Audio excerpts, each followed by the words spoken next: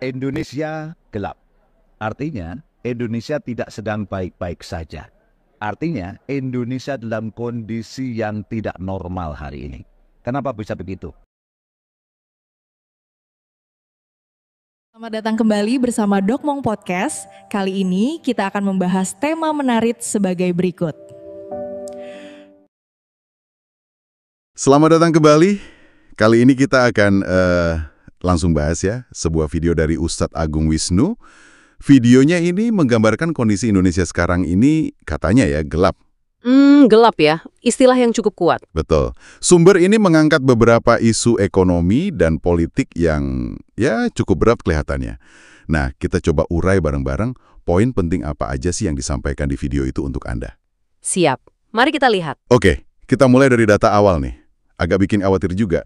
Video ini nyebut soal PHK massal, katanya sampai 250.000 orang di 2024. Wow, 250.000. Dan katanya masih lanjut lagi, 43.000 orang di awal 2025 ini. Masih berlanjut ya ternyata. Iya, ditambah lagi, ada klaim kalau kelas menengah kita ini jumlahnya terus menyusut sejak 2019.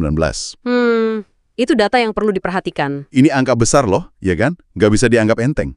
Betul sekali, dan yang ditekankan sumber ini bagaimana angka-angka domestik tadi itu nggak berdiri sendiri. Iya. Video itu mengaitkannya dengan warisan utang era Presiden Jokowi. Soal utang ya. Iya, disebut angkanya mencapai 8.500 triliun. 8.500 triliun. Cukup signifikan kan? Iya. Ditambah lagi beban pembayarannya. Pokoknya aja 800 triliun plus bunga 50 triliun yang jatuh tempo tahun ini. Itu yang harus dibayar tahun ini. Menurut video itu, iya. Dan sejalan dengan itu, penerimaan pajak di awal 2025 juga kabarnya menurun. Waduh, jadi double ya bebannya. Utang jatuh tempo, pajak turun. Sumber ini menggambarkannya seperti itu. Adanya tekanan fiskal yang berat gitu buat negara. Oke. Nah, selain angka-angka ekonomi makro tadi, sumber ini juga nyorot soal kebijakan Danantara. Danantara, ini yang baru itu ya? Iya, semacam badan investasi baru. Menurut video ini, dapat alokasi dana dari efisiensi anggaran 300 triliun rupiah. 300 triliun? Tapi, cara video ini menggambarkannya agak kritis nih. Gimana tuh? Seolah ini akumulasi kekayaan masyarakat, tapi dikendalikan sama segelintir elit aja gitu, yang punya koneksi politik, ekonomi kuat. Jadi ada kritik soal kontrol dan siapa yang diuntungkan ya? Kayaknya begitu. Iya, dan kritik itu diperkuat lagi dengan sorotan soal apa yang disebut konsolidasi elit. Konsolidasi elit, maksudnya? Contohnya persetujuan yang katanya hampir bulat di parlemen soal UU BUMN dan TNI. Oh, soal UU itu. Menurut perspektif video ini, langkah-langkah kayak gitu justru makin menjauhkan kebijakan dari kepentingan rakyat banyak, malah memperkuat posisi elit tertentu. Itu tudingan serius ya tentang konsentrasi kekuasaan dan kekayaan yang dipaparkan sumber kita. Menarik. Dan analisis di video ini nggak berhenti di masalah dalam negeri aja ternyata. Oh ya.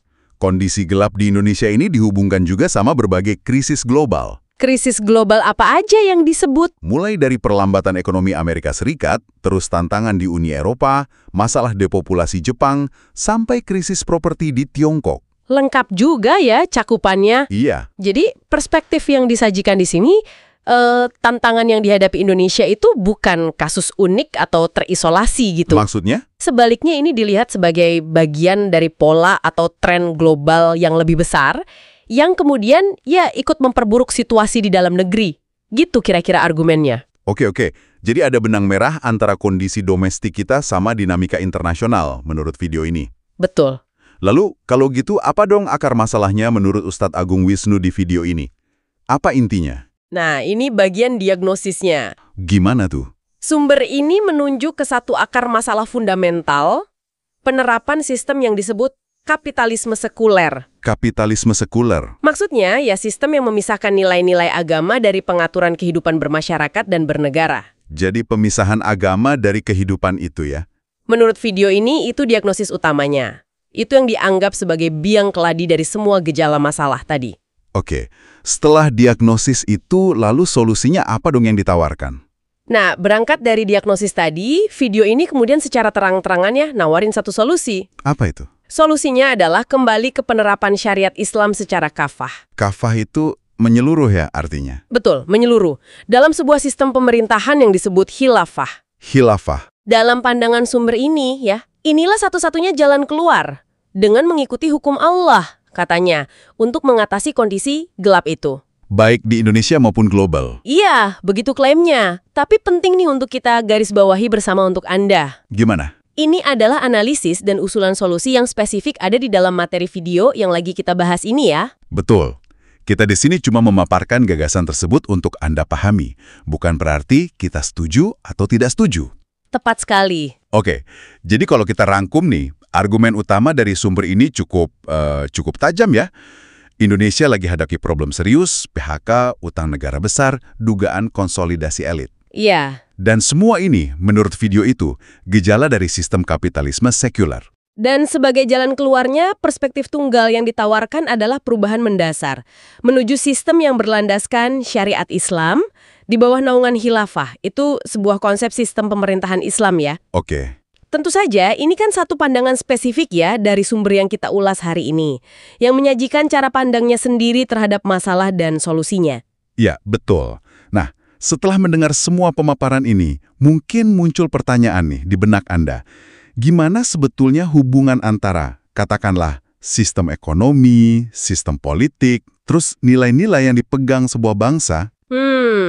Kaitannya ya? Iya, kaitannya dalam respon berbagai tantangan zaman gitu. Pertanyaan yang bagus. Nah, ini bisa jadi bahan renungan yang menarik mungkin ya, untuk Anda pikirkan lebih lanjut.